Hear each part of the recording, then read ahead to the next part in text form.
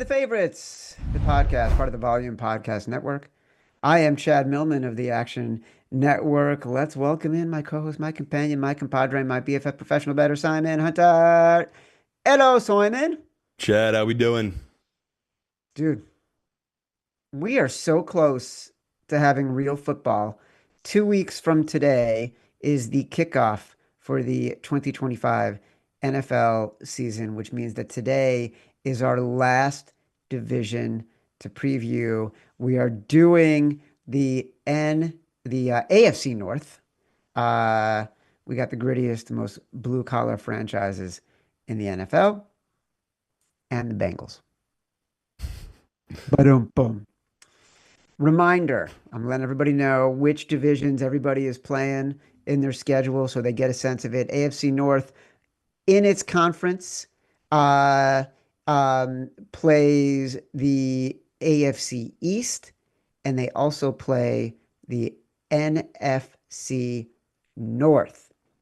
Baltimore Ravens, doing my research, started falling more and more in love with this team. We're going to get to the Achilles heel, which is always the same. Division minus 160. Conference plus 325. Super Bowl plus 650. Win total 11 and a half. Simon, do you want to hear why I absolutely love the Ravens right now? See, Bueno. This is a team that, you know, generationally has had an incredible coaching staff and an incredible personnel department, right? Their front office has been legit. That's why there's been no transition for them. In the first half of last year, clearly their defense was terrible, right? Zach Orr, the new defensive coordinator, had Kyle Hamilton playing closer to the line of scrimmage, and this team was getting burned so often. They were giving up so many points. As a bettor, we had a lot of chances. It was clear early on that they were not able to maintain leads. And we were able to bet against them because they kept giving up the back door and their spreads were so high, like the public is always on the Ravens. Then they made some significant personnel adjustments in the middle of the year, specifically Kyle Hamilton moving back into a more traditional safety role, defending against sort of the long, explosive plays that had been killing them. After going 5-5-1 the first 11 games against the spread, they went 5-1 in the final 6. Amazing, right? What I love about the Ravens is they don't get complacent. What did they do? Their secondary, Kyle Hamilton masked some of the weaknesses they had. So what did they do? They added Jair Alexander from the Packers. They drafted Malachi Starks from Georgia. They added Chuck Pagano as a secondary coach, right? They just got better defensively. And oh, by the way, they added DeAndre Hopkins for Lamar Jackson. So amazing. Love this team. And then none of it will matter if they can't figure out how to lose Lamar in the right way in a playoff game, right? So, like, I want to do everything with this team. I want to bet him at every level. And I still worry about Lamar and not being, the player that he is during the regular season when we get to a playoff game. yeah, and the biggest thing that jumped out at me at that batch report, again, I'm not around just Joe Schmo, normal people that often, was the Ravens hype. Everyone, all these Joe public people love the Ravens Super Bowl bet, right? That's who these Eagles fans think they're going to be playing in the Super Bowl this upcoming season. I'm just like, where's that confidence come from? Why do you have more confidence in Lamar than you do in Josh Allen, Mahomes? And I think it is because of what you just talked about, Chad. This team, once again, is absolutely stacked. And, this is my pushback on the Hurts disrespect was 2 years ago. You could argue that Ravens team that lost at home to Kansas City was one of the greatest teams ever in anyone's model. Like, I know DVOA had them as, I think, a third best team ever recorded in their database. This is one of the best franchises at drafting ever. Like, they consistently draft so well, And Chad just talked about they attack free agency every year as well. So you don't think they have the money and they cheat in other areas, right? Like their D line, their D tackles might not be the best, but they're just so dominant in other areas, right? They might have arguably the best safety and the best linebacker in all of football. So it's like when you have Roquan, when you have someone that dominant, someone who can tackle so well, it changes the dynamic of the team, right? That makes teams have to pass the ball.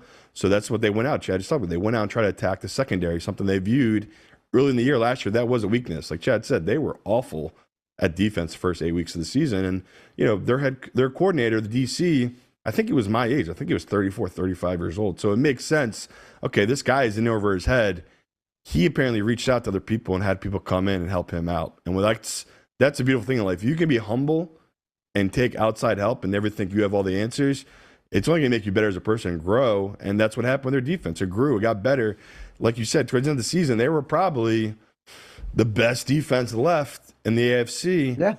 But the issue they ran into was, Josh Allen, he showed up. And that was the issue they ran into. It was like, okay, you guys are a great defense.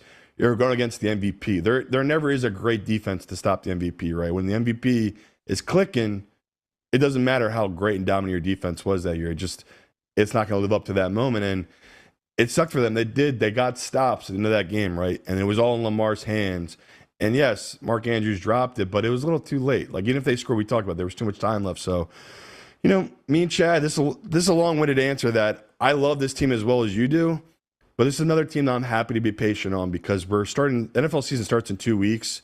If you've already missed the boat on them divisional odds, and if you don't want to bet the win total, I would honestly wait because of the way their schedule starts. I know if you look at this, Chad, but they literally start at Buffalo, Cleveland, Detroit, at Kansas City, Houston, Rams, then the bye week. So, to me, pretty simple position there. Hold on. You're missing one game. The juggernaut Chicago Bears. What, after the bye week? I think so. Yeah, I think they'll be prepared for that one. But yeah, I look at their schedule. It's like, why rush to the window right now? Can't we be patient here and hope? Pittsburgh has a great start. The Bengals, who we both don't really believe in, come out on a hot start. So it's like, everyone in the world, every Joe Public I talk to is drinking the Ravens Kool-Aid. I think it's a nice team to step back from. Let them hopefully start 500 or, even 4-2. I think you could get potentially better odds here on this team. So yeah, I'm happy to be patient on them just because what an insane start to your season. Like, you're literally going through arguably the three best teams without not including the Eagles in all of football. So yeah, it's tough. Where I remember like months ago, I almost got sucked in right away betting them week 1 at the Buffalo Bills because it's like, oh, it's Lamar as a dog.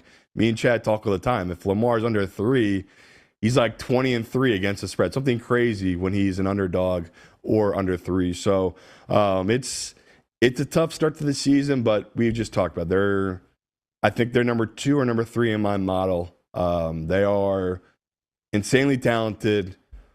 People want to bitch and moan that we disrespect Lamar every year and we're too low on Lamar. He ain't the number 1 guy. He ain't the number 2 guy, and to me, he ain't the number 3 guy because he just does not show up in the playoffs, and he has these turnovers, which, again, last year he fixed it. I think he only had 4 or 5 turnovers all season. He has 2 inexplicable, never happens Lamar turnovers against that Bills team. So that's the issue, people. I think you guys are all too much in denial of shifting the blame where it has to be shifted on Lamar. Like, he has the team around him. They've supported him. They've gone out. They've gotten the weapons. They went out and got Derrick Henry. Like Chet said, we joked about it. Hopkins, yes, he's not a game changer, but it's a cog in the machine. Like, if you have him as your third receiver behind Zay Flowers, Isaiah likely should be back by week 2 or 3. Him and Mark Andrews, those are 2 really good tight ends. So, yeah, people can tell I'm hyped up about this team. It's just be patient. I just think that start of the season so brutal. Super Bowl, plus 650. Come on, there's no value in betting that right now. So, to me, I have no bet on them, win total-wise, divisional-wise. I would say just be patient. If you want to throw their division and win the other teams and parlays, I got no issue with that. But betting it straight, I can't do it with this team in this division just because it's going to be better value to me by the time it gets to their bye week. You just mentioned the Bengals. I have nothing more to say about the Ravens other than what you said. Like, love them. The value is probably gone, but I still love this Not enough team. value for the schedule. That's The what I the think we only both agree. exactly my final note in sort of my notes in the script is their schedule is fucking brutal, and Yeah. so it's Yeah. a hard way to start the year. The Bengals, meanwhile, super interesting value to me. Probably not in the way people expect because of how much I love Joe Burrow. Division plus 260, conference plus 850, Super Bowl 18 to 1, win total 9.5. You downgraded Joe Burrow out of your top four QBs entirely, right? To me, the management continues to find ways to completely kill any mojo and just put more and more obstacles in front of Joe Burrow, who it's very possible he goes down as like Dan Marino, where he's got an incredible career and has that early Super Bowl appearance and never gets back because I think the franchise is so incompetent. And we saw it on display this entire offseason. They draft Shamar Stewart. Then they put an unprecedented clause in his contract that he cannot sign, which leads to acrimony and a bad holdout for a guy, by the way, who had zero production in college. They basically reached in the first round for a combine warrior. They just drafted the 2025 version of Mike Mamula. And I will go back to what an NFL scout said to me, who I spoke to after the draft. And his comment to me was NFL coaches or college coaches, they want to win too. They're not going to build schemes that don't include their best player unless that best player is not good enough to produce. Shamar Stewart was the best talent, the best athlete on that Texas A&M team and did not produce. Meanwhile, the guy who is supposed to be on the opposite side and getting some relief from Shamar Stewart, Trey Hendrickson, like they've gone out of their way to alienate their best defensive player on a really, really bad defense because that defense is why they missed the playoffs last year. And I don't think they've done anything to sort of immediately fix it other than adding Al Golden, the defensive coordinator who had been with Notre Dame. So that's terrible. And Simon, the last thing, their offensive line got worse. And it was already the worst offensive line in the NFL. So they're not protecting their quarterback. They're not doing anything to get the opposing offenses off the field. And they're not doing anything to help their players find some peace and happiness with the franchise. Give me the under 9.5. Yeah, you know it's bad when Chad goes, yeah, they did add Al Golden. Like, who the fuck cares about Al Yeah, Golden? that's what I mean. Like, I you know. got to have some talent. Brutal. Yeah. Brutal. So it's like they're literally it's as if they got someone slashed them with a sword and they literally put the smallest band-aid possible on that gash. And it's What like, the fuck happened? Like, what? how Yeah. did they, as I did the research and like, we all have our biases. Sorry to cut you off, but like, we always get so enamored with quarterbacks and think they can, to your point, band-aid over everything. And we love Joe Burrow, but you were ahead of this. Like, this team is just not good enough to do anything, even keep Joe Burrow upright. It's just not going to be enough to have Joe Burrow, Jamar Chase, and T. Higgins. Like, it's just not there. And this team is the definition of wins or a QB stat because without Joe Burrow, they're getting maybe 2 wins, 3 wins. So Joe, he will carry this corpse of a team to 8, 9, 10 wins. And if you want to take that over 9.5, go ahead. But to me, I have them at 8 wins. So I have them a full game and a half below it. And, you know, goddamn were people mad that I had Joe Burrow number 6 as my quarterback rankings. And I get it. Like, no one's doubting the talent level of Joe Burrow. But you can see, like, some of those sacks he takes, that's on Joe. And I heard people complain, well, he did show up. Look at his stats against the Chiefs and the Eagles, all these teams last year. You need to go back and watch the games. You need to go back and watch that Chiefs game where it's 3rd and 6. There's 2 minutes left. He has the ball. And if he gets a first down, the game is basically over. and he misses the hot read, and he takes a really bad sack on a very easy to read blitz coming to him. When he's going against that Baltimore Ravens team, which, that game haunts me last year, an inexplicable Oh, turnover. Again, that falls on to Joe. So it's once again coming to the season. I get why people are so in love with Joe Burrow and the weapons he has him. It's a fantasy football team.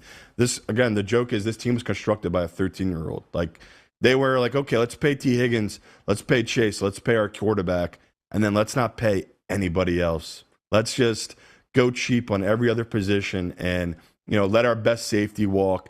Chad just talked about letting Trey Hendricks walk.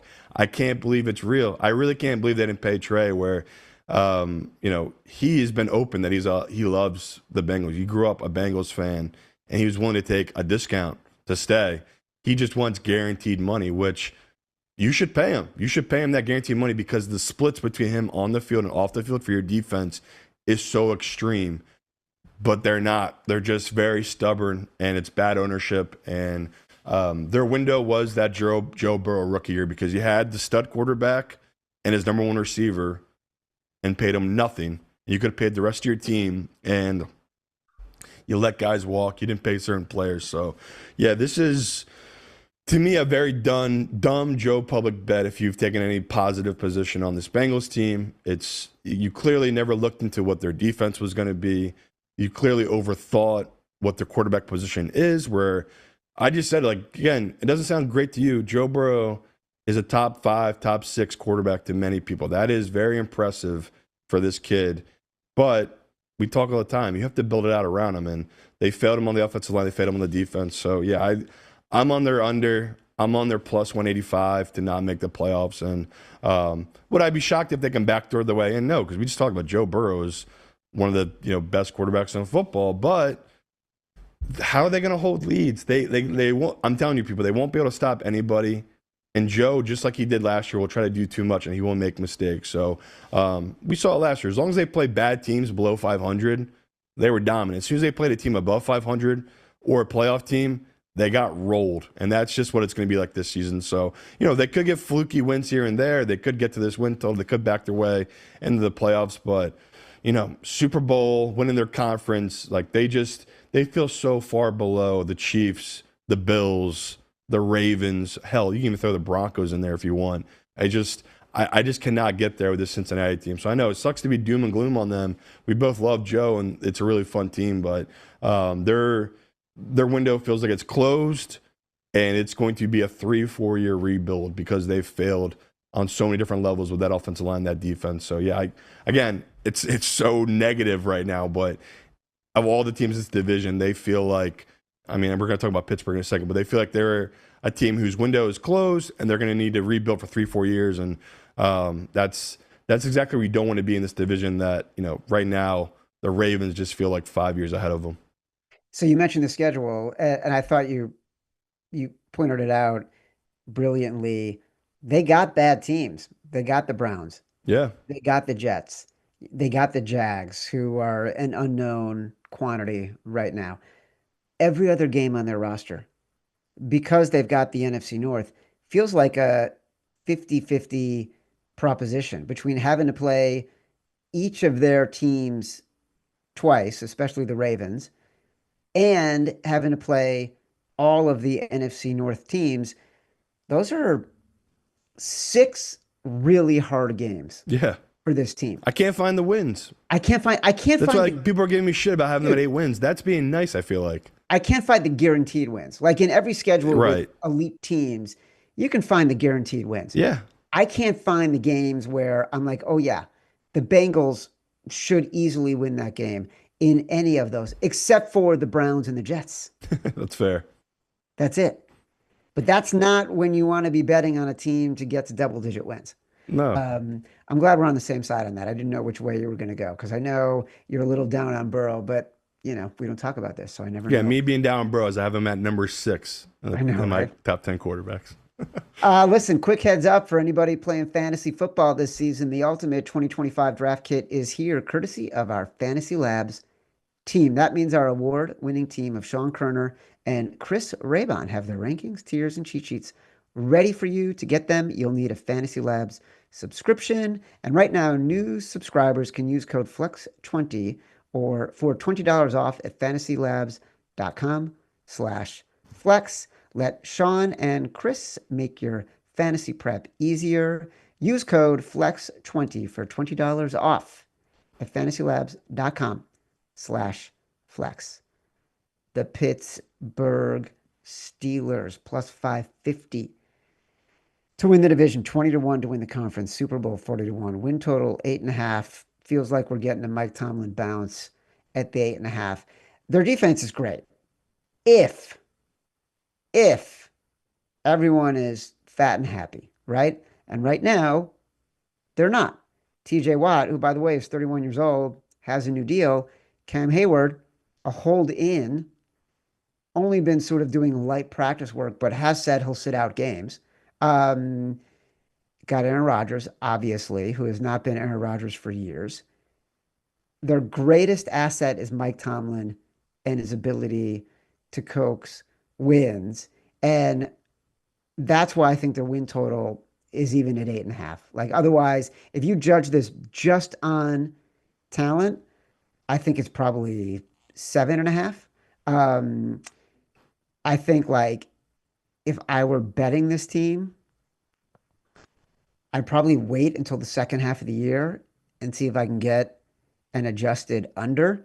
Because the first half of the year, Jets, Browns, Patriots, Seahawks, Colts, like not terrible. But the second half of the year, they got Bills, Ravens twice, Lions. It gets harder. What do you think of this?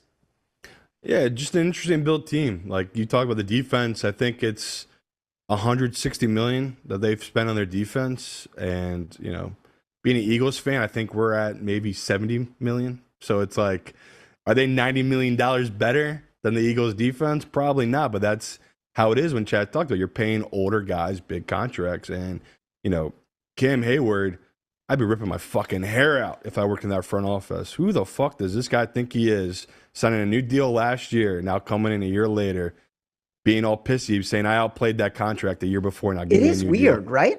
Bizarre. There must be something else, because everything you've ever read about Cam is he's like the man. He's a football guy, team first. Yeah, just the man. But, what is he, 36, 37? He gets it, where he's like, that was probably as good as it gets last year. And if I can get one more payday, I might as well try it and try to be a piece of shit about it, where it's everyone else on that team is just like, dude, we just paid TJ. We've signed all these guys. I mean, even their kickers having some drama about money. So it's like, what is going on with Pittsburgh? They try to be good and pay their guys, and now all these other players are thrown in their face, being like, I want more. I deserve more. It's tough. And again, this is another team that I wanted to be on them as a sneaky team in this division, where it's like, everyone's talking Ravens, Bengals, Steelers. If Rodgers, again, as much as people left him for dead, he did look so much better that second half of the season. He looked confident, pushing the ball downfield, pushing off his back foot, where for the first 8-9 weeks, he did not do that. He was very timid. And, we know the deal. This is not Brady going to the Bucks. Rodgers is not built that way. He doesn't play the same style. And, this is a guy that relied a lot on his athleticism, and that's gone. So now we're sitting with Chad? A bottom, not top 20, but maybe top 25 quarterback. Like, I'm trying to think where I even fit in. Rodgers now, and when I model this team out, my model doesn't get the Tomlin effect. You just nailed it. Like, my model has him at 7 wins. So I have him at a game and a half below it. But a computer doesn't understand that Tomlin he's a glitch. There's nothing like him coaching wise. Like, this guy just wills these teams. Right. So what's the value of that though? Like, to me, I think they're giving him, you say they're at 7. I had it at 7.5. And I think they're getting an extra game just because of Tomlin. Yeah, I mean, if you think Vrabel's worth 2.5, Tomlin should be worth 3 to you then, Chad. Like, as much as I want to give respect to Vrabel, Tomlin's that dude. And I know he doesn't have the success, but it's like, dude, every year they throw out trash at the quarterback position, and he makes it work because he just wills his team, special teams, defense, whatever it is. So we know the deal. Like, this team, I think you just nailed it too, where it's like, You want to take a position later on and take their under? That was the move last year, and I hate that I missed it. Where we all kind of started drinking the Kool-Aid on Russell Wilson because he came in, he was so dynamic, and they kept winning after Justin Fields got benched. But we kept saying to ourselves, the number doesn't back it up. When you dive into Russell Wilson, it's not. It's just luck. Like his 50-50 balls deep downfield, eventually it's going to go the other way. And I think they went, I don't know if it was 5 straight games. They just got worked at the end of the season. They couldn't cover either. So Yep. I look at this team that if they just have a stable position player in Aaron Rodgers at the quarterback position, and he can get the ball to DK, and they can make it work offensively, and this rookie they draft can be their number 1 running back, great. But like I have so many questions about their offensive line. I have so many questions about their run blocking on the offensive line. I can't get there and be excited. So I'll bet the over out of respect to Tomlin. But yeah, like as we sit here right now, this is another game where it's like I have 2 other teams I'd rather bet heavier on their win total. The Bengals under, I'd much rather bet that. And then we're about to talk Cleveland. So yeah, I'm uninspired by Pittsburgh, and I feel bad for their fans where it's just you're just stuck in this middle floating around position, and they burn the boats, Chad. Like I just talked about, the Bengals missed their window. This is Pittsburgh's window. Like they have a very old, expensive defense that maybe 1 or 2 years here left. Like you literally went out and got Slay. I love Slay, obviously. Him and Ramsey, yes, that could be good cornerbacks, or it could be 2 dudes way over the hill that are about to get absolutely cooked by almost every team in their division as wide receivers. So that's a fear here, is they're just a very old team with a lot of guys who could get a lot of injuries. So I can't get excited. Again, 40-1 Super Bowl odds. Who's betting that? Who's betting Pittsburgh at 40-1, thinking they're going to hold up through the whole year in the AFC? It's very bizarre where they're a team. I feel like back in the day they would have been 60 or 55-1. The books are just giving us shit odds in the Super Bowl odds. So yeah, no bet for me other than the win total here. Feels very Washington team formerly known as mid 1990s, late 1990s, signing big name players who have long track records, hoping that is the key.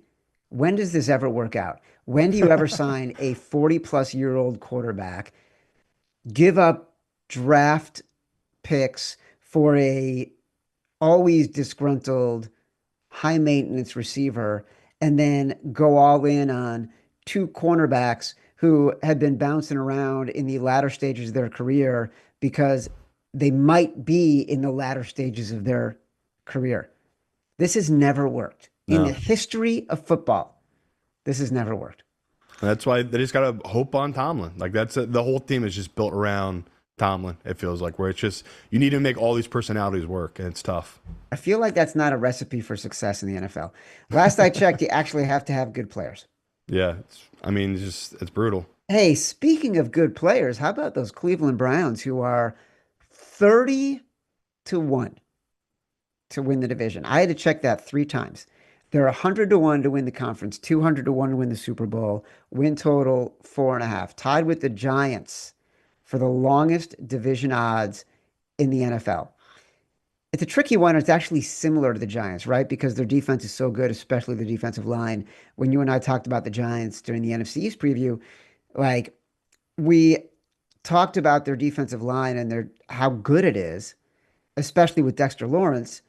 The Browns obviously have Myles Garrett.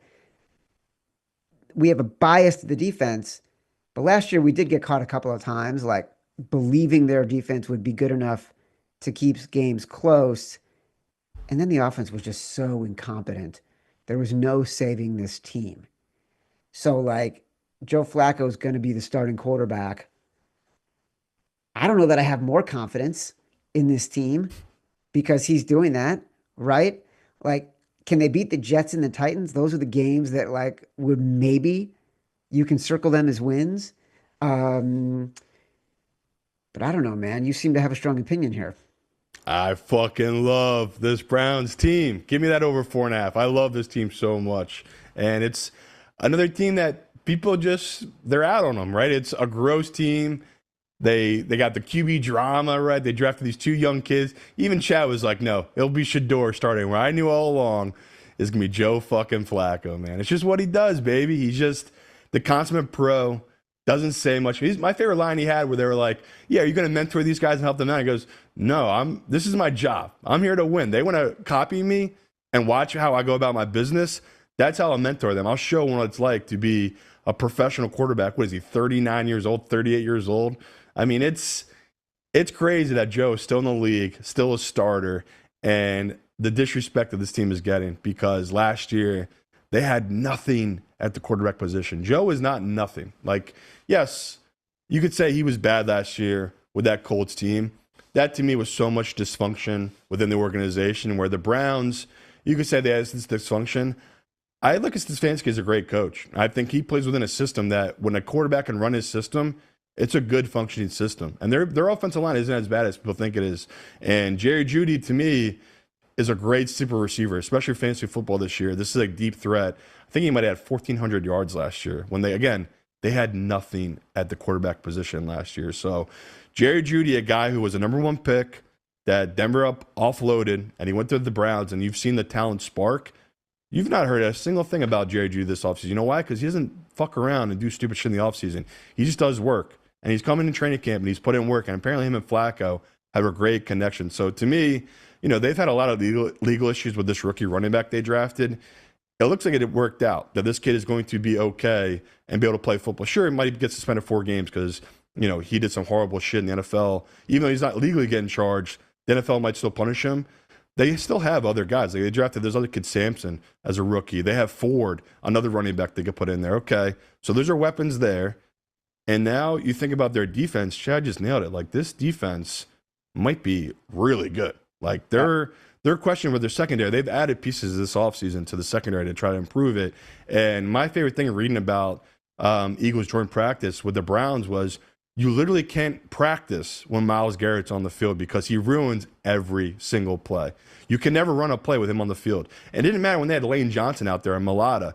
He was beating those guys. And Mulata joked, they're like, "Hey, Mulata, can you take anything away from playing against a guy like Myles Garrett?" He goes, "No, because he does things that no other human on this planet can do that plays football. Like no one else can throw me back 5 feet with one arm while spinning the other way and going around me." So it's like you have the guys up front. Again, in the draft, they went out and tried to draft guys on the front line. Again, they traded down to get more equity for next year because they're what the general public thinks, right? They're a team that views them as being a bad team. Their front office doesn't have high hopes for this team, but to me, that's the type teams I like. Where inside, guys like Flacco and other guys, they believe in this team. So this is another team where it's like, okay, if you don't want to bet the win total, I get it, but it's 4.5. Like they can find 4.5 wins with a veteran quarterback and a veteran defense like this and a good head coach. Like they're even week 1 against Cincinnati, I think they're 5.5 or 6-point dog.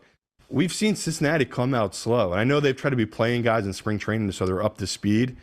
Joe Flacco might throw for 350 yards against this defense. Like this might end up being a shootout. And who has the better defense by far? It's going to be this Browns team who can get stops. And I feel like a lot of games this year, they will be able to get stops defensively and be able to move the ball offensively. So I know it's gross and it's ugly looking, but I really like the 4.5. And I can't believe I'm saying to do it, but you have to because it's 30-1. You have to throw $1 on this divisional odds. Like you have to do it where there's a world where Lamar, who plays a very aggressive style, does get banged up. And there is a world where we talk about the Bengals are just not that good of a team, and Pittsburgh is maybe a 9-win team. The Browns could get there. Like I know people just don't believe them. It's just hard to squint your eyes and see it, but it's like if you have a good defense, if you have a good offensive line and everyone's healthy, that is such a huge advantage at the end of the season where so many teams are dealing with injuries and injuries to important positions heading into this season where the Browns really don't have that. Like all the drama is kind of media made up where Dylan Gabriel and Shador, they were never going to be the starters. They're fighting for that number 2 job. So I just love how it's lined up in position for this Browns team. And, it's the fact that it's 4.5. This is a team I'll bet the adjusted total. Like I'll adjust to take the 6.5 and plus 200 over. Like that's just a fun bet to make where if I think this team's going to pop, I think they'll pop to that over. So yeah, this is a team that was 5.5. The pros, the general public, for the most part, had bet this down because I think most of them thought it was going to be Shador or Dylan Gabriel to be the starter. And now that it's Flacco, how can you not love this team at 4.5 win total? I love the value here. So again, I don't have them graded at like 10 wins. I have them at 5.5 wins. So it's not crazy, But I don't think my computer really understands how important it is to have a veteran quarterback like Flacco with a great offensive mind like Stefanski. And again, 2 years ago, this is a duo that made the playoffs. Like this is a tandem that works, and we've seen it work before. So I just think people are too low on this team for all the scars they had last year, where it's a new year and they're not as bad as people perceive. Strong opinion on the Yeah. Cleveland Browns. Very strong. Seems like our best bets are clearly Cleveland Browns over 4.5, the Bengals under 9.5. I also like a Ravens Super Bowl matchup. I think probably like a Ravens Lions Super Bowl matchup bet. I'm going to bet Ravens Lions, Ravens Eagles, probably Ravens Niners. Um, as part of my Super Bowl matchup round robin. Do you have a specific team you would match them with? Don't hate it. You know my feeling about playoff golf. Yeah, I know. But I don't mind it. Like again, I have done Ravens Eagles, I've done Ravens 49ers, I've done Ravens Rams. So I'm with you where it's like as much shit as I like talking about Lamar, it's like Peyton Manning. Peyton Manning for 7 years couldn't get out of the shadow of Brady, and eventually he breaks through. And it's only a matter of time for Josh Allen and Lamar as they're in their prime. The talent's there. Can they show up in the playoffs in the biggest moments and live up to it? So I'm with you on betting Ravens futures. It's like don't bet them, just to win the Super Bowl. It's plus 650. That's a stupid bet. Bet the matchups, people. The favorites will return with our next episode Tuesday on the Action Network YouTube page, where we cover our NFL best bets for the 2025 NFL season and college football week one with our special BBOC podcasts guests. Download us from Spotify, Apple Podcasts, wherever you get your pods. Rate, review, subscribe, leave us 5 stars, say whatever you want. Feedback is a gift. Until next time, love you.